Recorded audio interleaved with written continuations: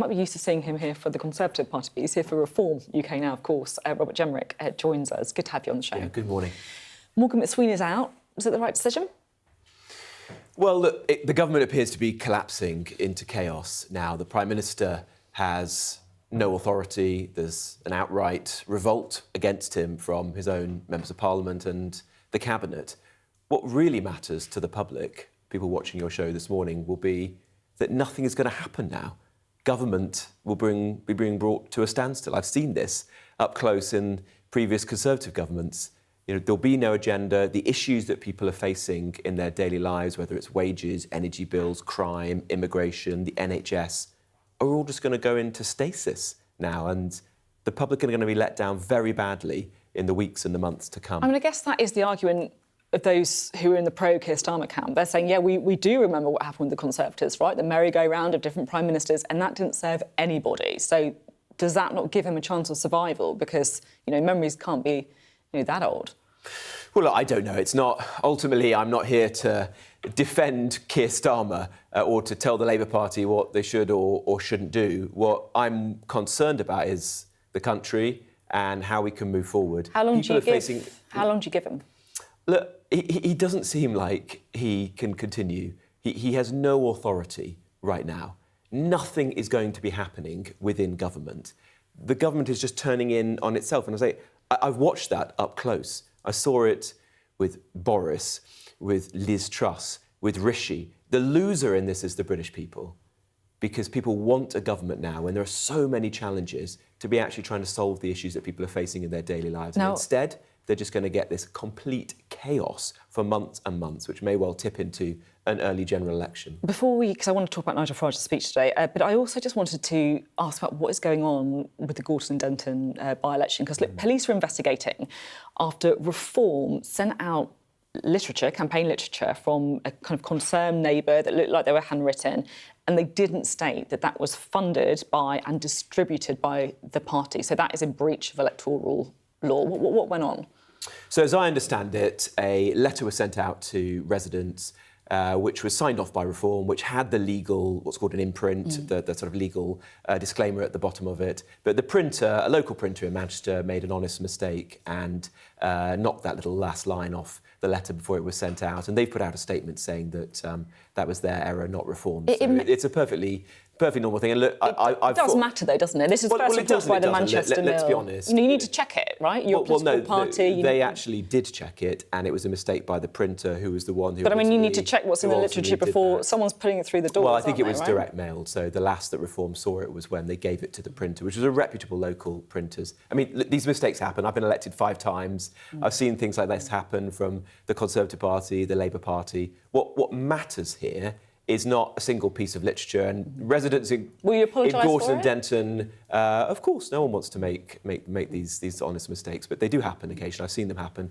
in plenty of other elections. What matters is this is an opportunity for residents of this area who have been let down. They had a Member of Parliament who essentially was disgraced, was forced to step down. They were not able to have Andy Burnham as their candidate. The details of it, because of the electoral law, as you know, from our perspective, sure, right? So worked with all different things going on. But I think you can appreciate that one piece of electoral, mail, when people are getting hundreds through their door, is not the big issue. It's getting the right person to represent that constituency. Right, talk about that. Nigel Farage doing a speech today. He's going to say the Tories broke Britain and the arsonists are still at the top table for them. I mean, if the recent defections are anything to go by, those arsonists are at the top table for Reform as well, aren't they? No, because the people who've chosen to join Reform, there's only a small number of us, but the people who've chosen to join Reform are people who, firstly, are willing to be honest about the mistakes of the last Conservative government, to be honest about our role in them, and to have a proper diagnosis how we move forward as a country. The problem in the Conservative Party is not just that it's still got these figures at the top table who were part of the last Conservative government, but that they're unrepentant for the mistakes that were made. So you've got the person who created the points-based immigration system saying that, well, nothing really wrong with it, it wasn't such a big mistake. You've got the person who... Who are you talking about there? Well, Priti Patel, who's now the Shadow Foreign Secretary. You've got the person who allowed welfare to Mel Balloon, Stride. who Goodness is now the shadow I can tell why you're Chancellor. unpopular in the Conservative Party. You know. Well, I'm not interested in that. What I care about is ultimately the country. This is what really matters here. You've had a failed Conservative government. Okay. I've been honest about that. You've now clearly got a failing Labour government. It looks like the Prime Minister is on the way out, and there'll be the farce of a leadership contest, and somebody else will come in, probably facing exactly the same challenges. It will fail again. But people really want change in the country. My point and that is about what that reform change, is going to like offer. genuinely. So you, Suella Braverman, Nadeem Zahawi, you were all members of a previous Conservative cabinet, and you know I resigned. You can't just say I resigned from the last Conservative cabinet. You were because members. I believed it was failing. You were members of immigration. a Conservative cabinet. You know, it's like saying that someone's an arsonist and then giving them the lit match and inviting them to your house, isn't it? Well, that would be like inviting the Conservative Party back into government. The reason I left the Conservative Party was precisely that, because I don't believe it's learnt its lessons. It would make the same mistakes all over again. The difference with reform is it is led by somebody in Nigel Farage who has been consistently right on the biggest issues facing the country, whether it's migration, net zero, getting growth going again in the economy. One thing that I need to ask you about as well is this two-child benefit cap. So last week, you accidentally voted to scrap the two-child benefit cap. What happened?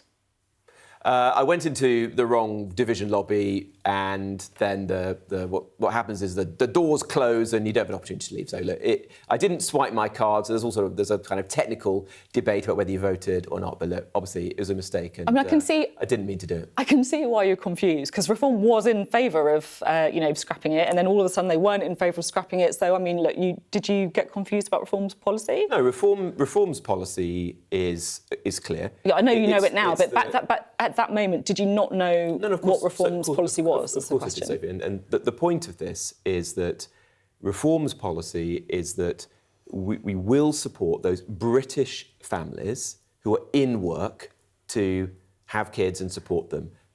We don't want to support people who are not British citizens and to allow the welfare bill to continue to balloon as a result. And that's a sensible policy. Just to be super clear, you knew what the policy was, you just got confused about which was the right lobby. Yeah, look, I've been a Member of Parliament for 11 years. Come on, you didn't know what it was, did you? You got confused over Reform's policy, no?